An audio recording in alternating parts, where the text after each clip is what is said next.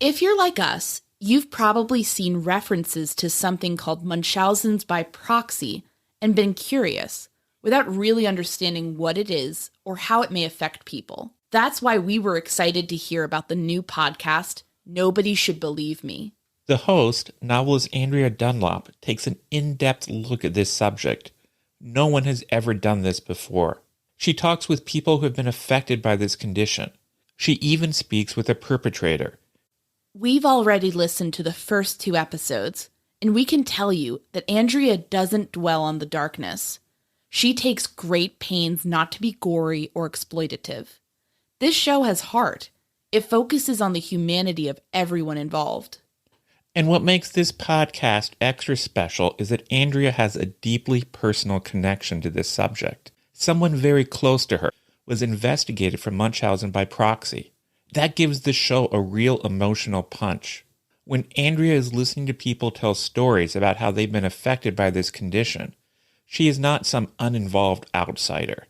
She has lived through the very same pain they have. She understands them. And through this podcast, she helps all of us understand them too. New episodes drop every Thursday. Listen and subscribe to Nobody Should Believe Me on Apple Podcasts or wherever you listen to podcasts. The funeral was a blur for Desiree Cox. Her mother, Peggy, was buried on February 4th, 1991. The day before, loved ones had gathered to say a rosary at the Williamson Funeral Home. That also happened to be the 8th anniversary of Peggy's husband Donald's death. Here's Desiree. There was a lot of people there. It was pretty big. I don't even know all of the people that spoke and did stuff. I don't know who planned it all. People with the church took that over and did it all. And I know Father Arnold was there. Father Edward Arnold was a priest at the St. Philip's Catholic Church in Franklin, Tennessee. The family had been going to Mass there for years. Father Arnold, who has since passed away, would officiate the wedding for Peggy's sister, Rachel. He also presided over the funeral for Peggy's late husband, who died after lingering in a decade-long coma. Peggy had been a devout Catholic in life, and after her death, the community gathered to pray for her and say goodbye.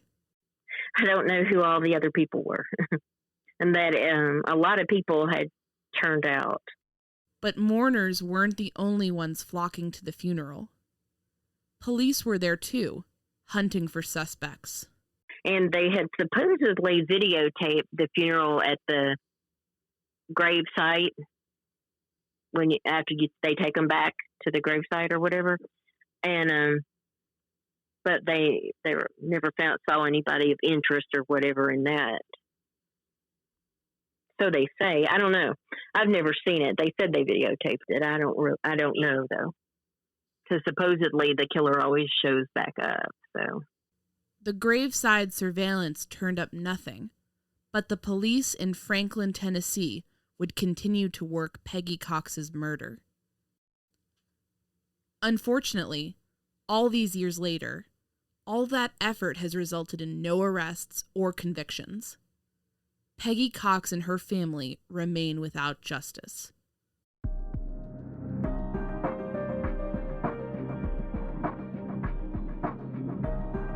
My name is Anya Kane. And I'm Kevin Greenlee. And this is The Murder Sheet, a weekly true crime podcast. Anya and I connected over the Burger Chef murders, a 1978 unsolved case involving the killings of 4 young restaurant employees. Now we're looking to track restaurant homicides. To help us understand the patterns of these crimes, we created a spreadsheet of nearly 1,000 eatery-related killings, the Murder Sheet. We'll be drawing on that data throughout Season 1 to give you a deep dive into undercovered crimes. We don't just rely on skimming the headlines. We dive into these cases to bring you in-depth coverage. We're The Murder Sheet, and this is The Murder of Peggy Cox, Part 2.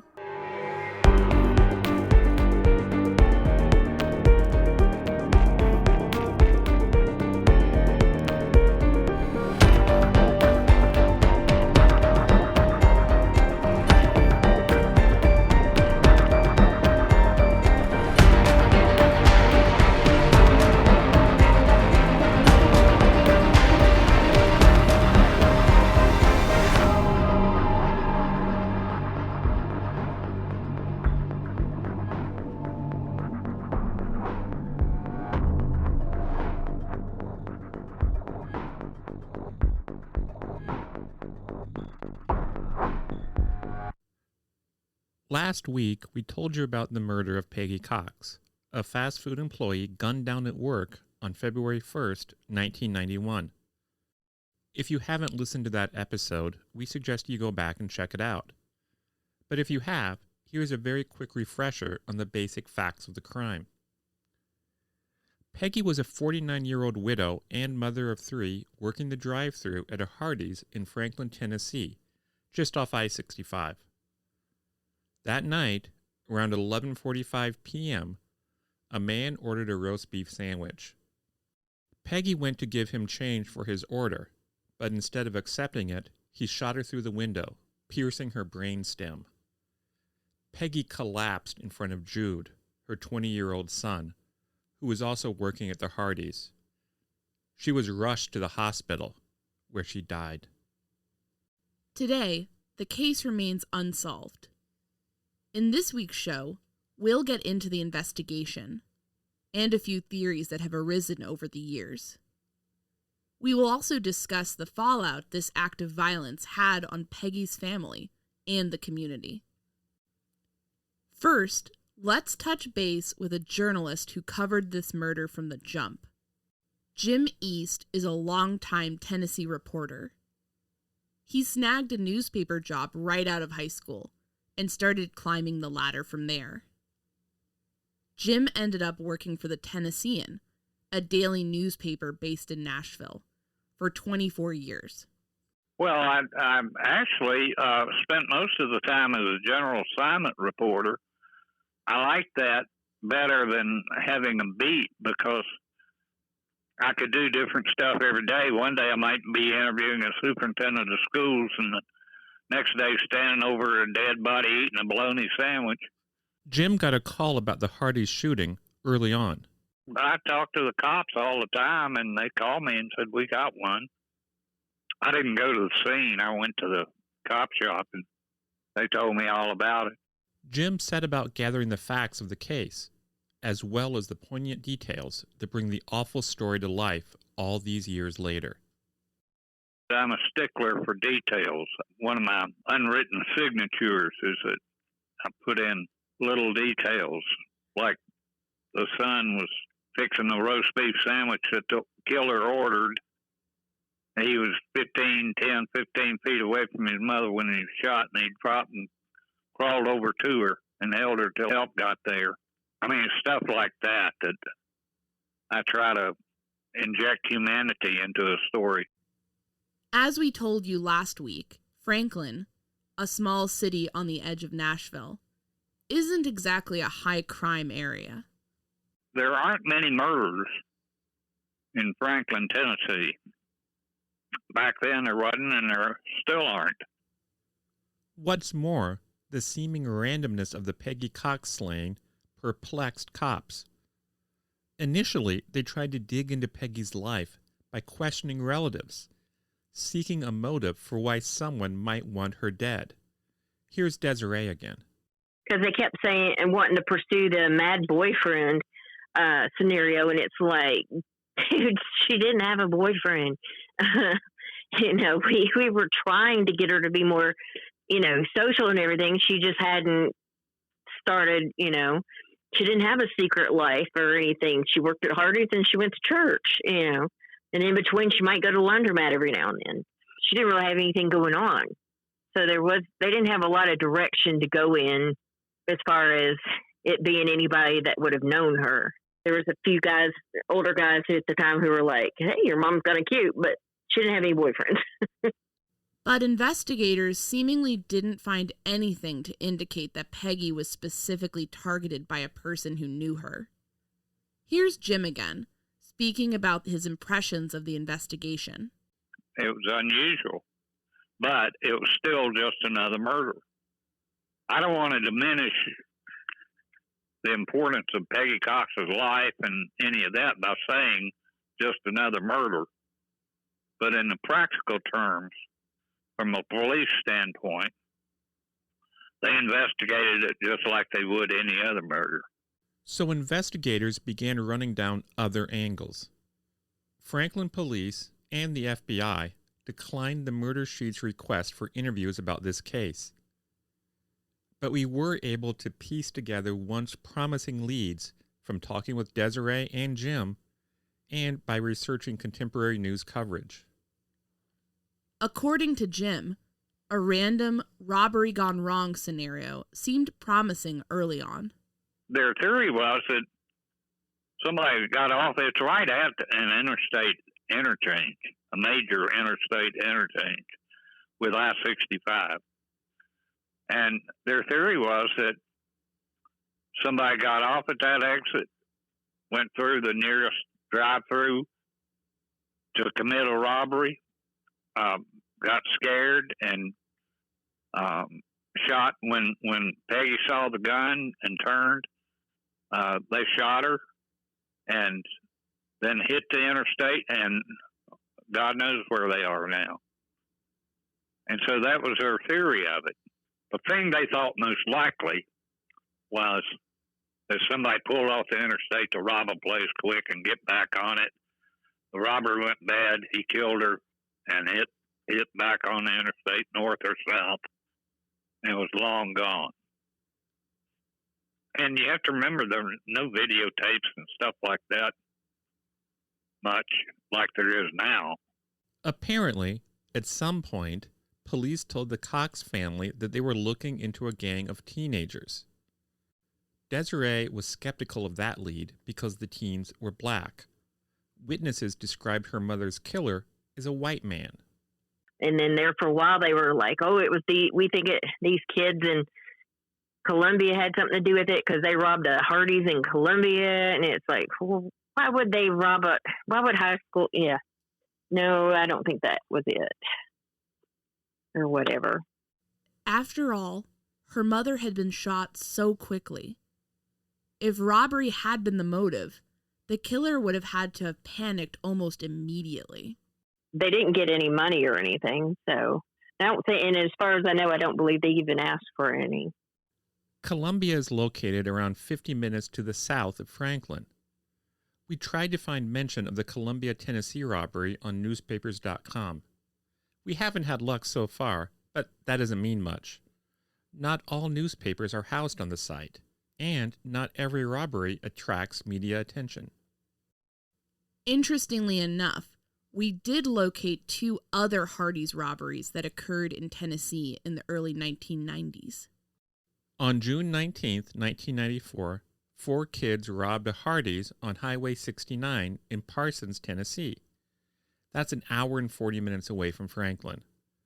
They committed the crime in the drive-thru, but they used a pellet gun. On October 30th, 1994, a man walked into a location in Jackson, Tennessee. That's over 2 hours away from Franklin, and he robbed the place. On the surface, neither of those incidents sounds too much like the murder of Peggy Cox. Lacking any strong suspects for a potential one-off robbery gone wrong case, police pursued other possibilities. They wondered if the murder could have been part of some sort of series.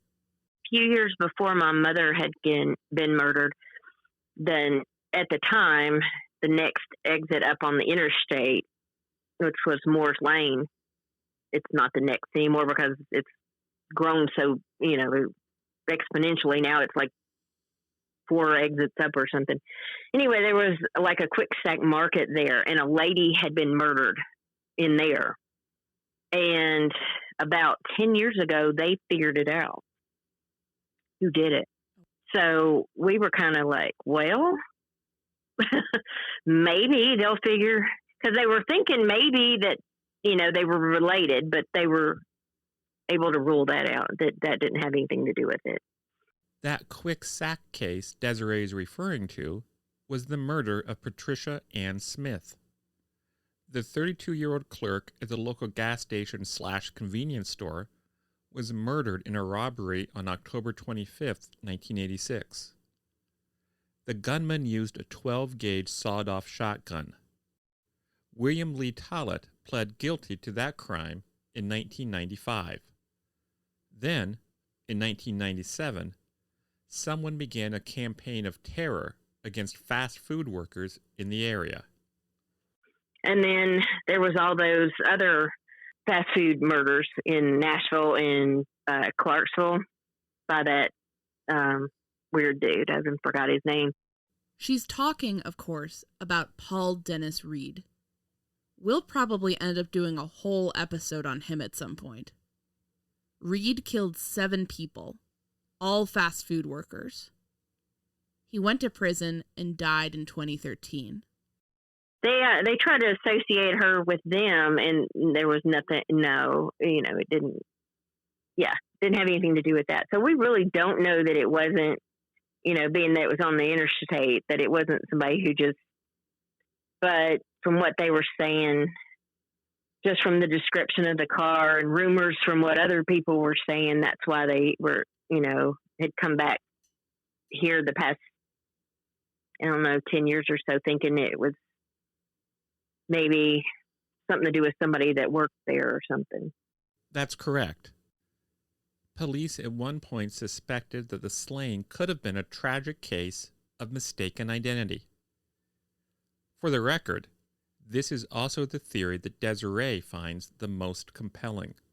The latest thing that they were pursuing, and then they were kind of come to a dead end with that, was that there was 2 ladies who worked there that were named Peggy. And they think that it was that somebody there had a beef with the other one about selling drugs or something they weren't supposed to be doing. And anyway, it had something to do with that. So it was like I think it was these people that worked there. But the one thing about it is the one that they thought it would have been died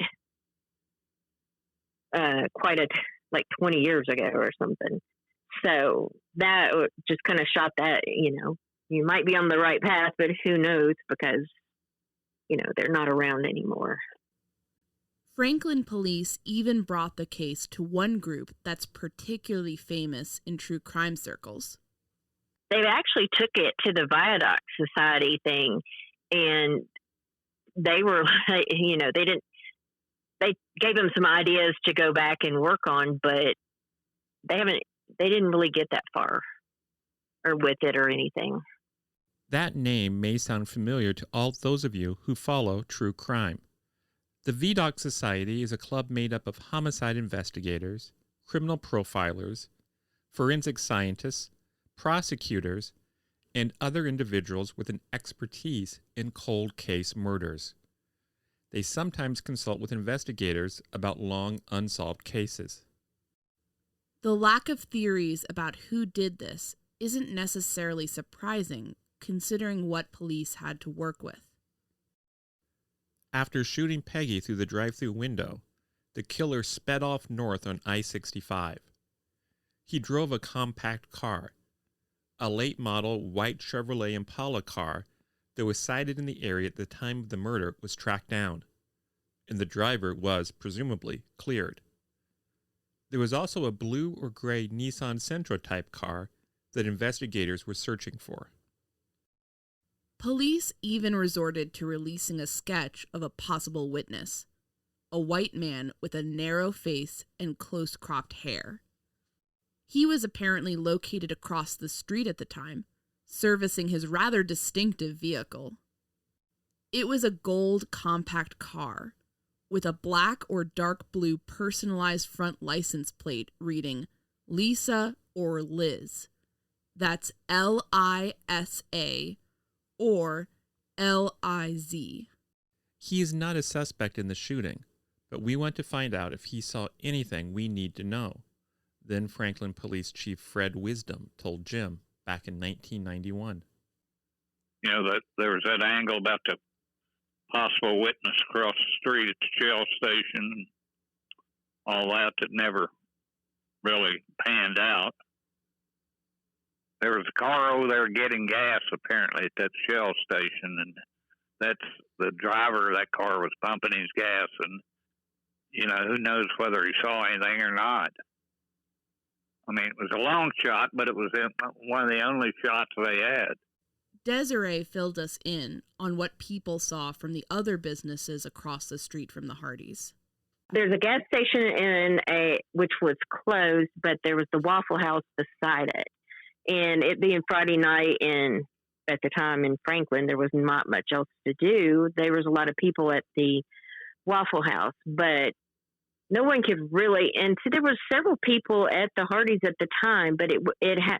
By the time they realized what was going on, the car was getting out of there, and so basically everybody was like, it was like a silver or gray little 2-door car. Kind of back then, I think it was the Nissan Sentra kind of look is what they described, and that they saw like a white guy driving. And that's about all we could get out of any of them, because nobody really, like the ones at the Waffle House knew there had been a commotion across the street, but they couldn't really tell you anything. And then back then, they didn't have any cameras or anything going on. As for the narrow-faced possible witness who police were searching for, Desiree isn't sure where that description came from. And I'm not sure who actually even gave them that description. If it was one of the ones from the Waffle House or from... See, there was like a cleaning guy or whatever there, and I can't even tell you his name. He was an older guy. He was at Hardee's that night. My brother at the time knew him. I remember he had bad ankles. I don't even know why I know that.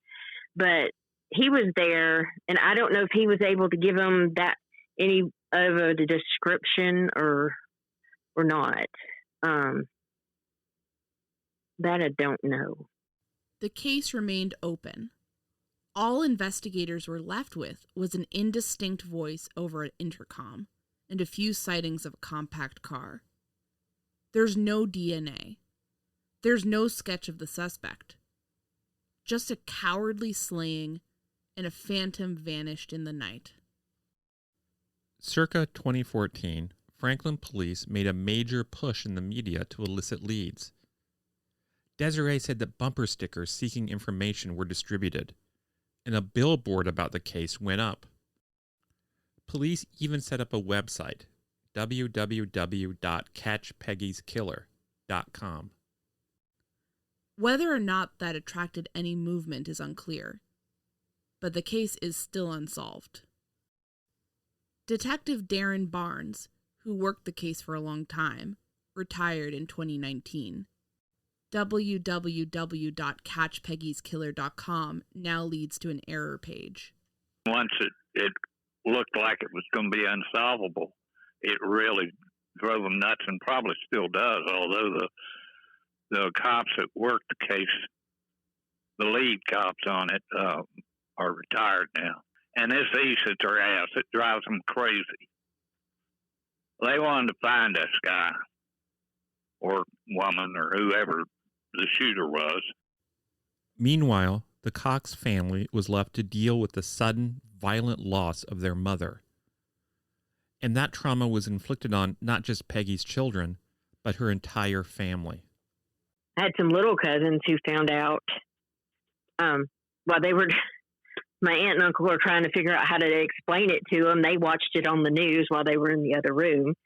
Family counseling sessions were set up for the 3 Cox siblings, as well as other relatives from both sides of Peggy's family.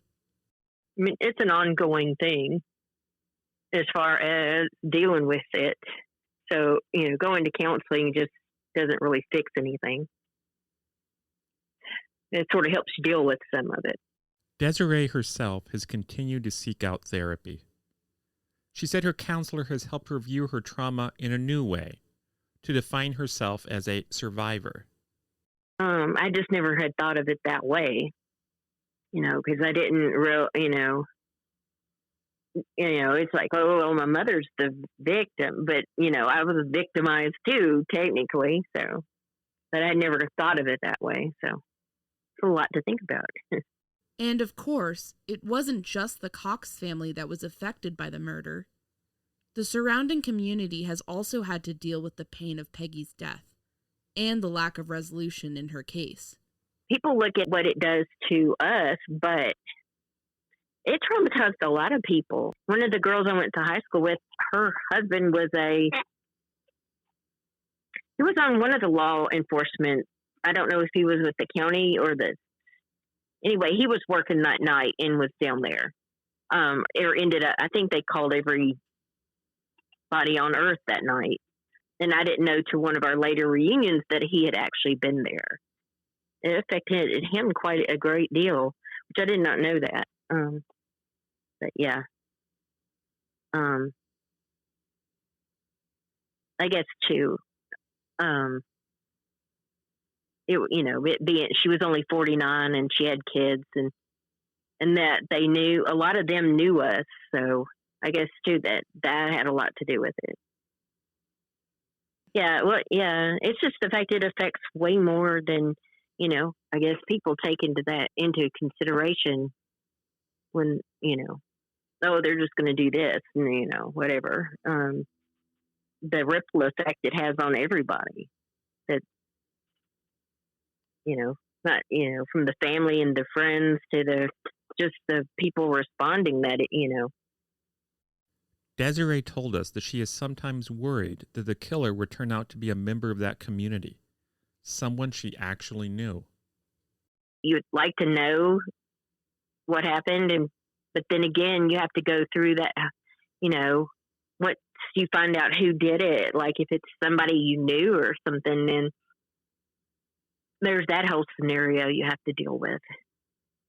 And you think you're past everything, but then you're like, wow, that's a whole bunch of stuff that I wouldn't even, yeah, it's just weird. I don't know. If it was somebody that I knew or something like that, that'd be a lot to deal with. I mean, pretty much for the most part, I mean, I don't hold a grudge. I pretty much have let it go. But so I don't know how I would feel if I knew who it was that did it, or I came face to face with the person that did it. I'd like to say that I wouldn't change, my stance on that, but I can't say that. I'd like to think that I wouldn't, But then again, if I actually saw them, and I don't know. I guess that's where the scary comes in, is the unknown about all of that. Over the years, Desiree said that she sometimes found it hard to talk about her mother's murder during the course of her everyday life. And a lot of my coworkers did not know what had happened until they had started stirring this up in the news several years back. The detective that just retired, he was big. He was actually a patrol cop, new on the force or something the night that this happened. And anyway, he was big on stirring it up. So a lot of my coworkers didn't know about it until they would be at lunch or something and it would come on the news and they were like, oh my God. I'm like, I'm all right. Because they're all freaking out because they just learned about it. So I have to remember that it's a shock to them, even though, I mean, it's not like I've gotten used to it, but it's like, oh yeah. Yeah. They're like, oh my God, you didn't tell, and it's like, what am I supposed to do? Just walk up and tell you one day? I mean, it's not something you generally just, bring up in conversation. But she has found out some surprising things about her latest crew of coworkers. Where I work now, I've had multiple coworkers that I've worked with who've had at least one of their parents murdered. And one of them was actually a teenager and his father was murdered in front of him. And that was very odd because to have so many people in one work together that had to happen, because you usually don't run across that very often. No. But I think most of those were solved. One of them I don't think was, but most of them were. But yeah, it's like we belong to a little secret society that no one knows about. Her mother's case remains a particularly infamous unsolved murder in the region. Yeah, pretty much you can bring it up. I don't have to usually explain much, because they'll be like, what happened to your mom? I was like, the lady that was shot at Hardee's, and they're like, oh my God, that's your mother. And I'm like, yeah, where have you been? Under a rock. They've had it on TV all the time now. So, but everybody knows, it's all I have to do is say the lady that was killed at Hardee's. And even now, being 30 years later, instantly people still know. Over 30 years have passed since Peggy was murdered at the Hardee's in Franklin, Tennessee. Some, including journalist Jim East, are pessimistic about the possibility that this case will ever be solved. I can't imagine that it will ever be solved. Unless maybe if the perp dies and his wife or somebody knows that he's the one that did it or whatever and would confess, maybe, but that's such a real long shot. I would be surprised if it were ever solved. Desiree holds on to some hope, though. Somebody out there still knows, and they're probably just not, maybe they're just not close enough or whatever. Yeah, well, I mean, it would be great if they knew something, if they would come forward and say something, since it's been so long. I mean, I've got nephews who don't understand, why they don't have grandparents, and that's kind of strange. Having to explain to kids why they don't have grandparents. But it would be nice to, them to come forward, and so we can at least put it to rest. If the people aren't around anymore, or at least figure out who did it or whatever. Even though it's a scary thought to know, it would be nice to know. When we spoke to Desiree, we found her to be a smart, strong, composed woman. She seemed steady, even when talking about her mother's horrific death. Desiree told us that when she was interviewed about the case with her sister, she had a much harder time keeping back the emotions. Alone, though, she can make it through a detailed conversation about her mother's murder without cracking. She's Peggy's eldest child, after all. She's trying to keep it together for everyone. Still, the frosts of early February can bring back the memories. Yeah, she did.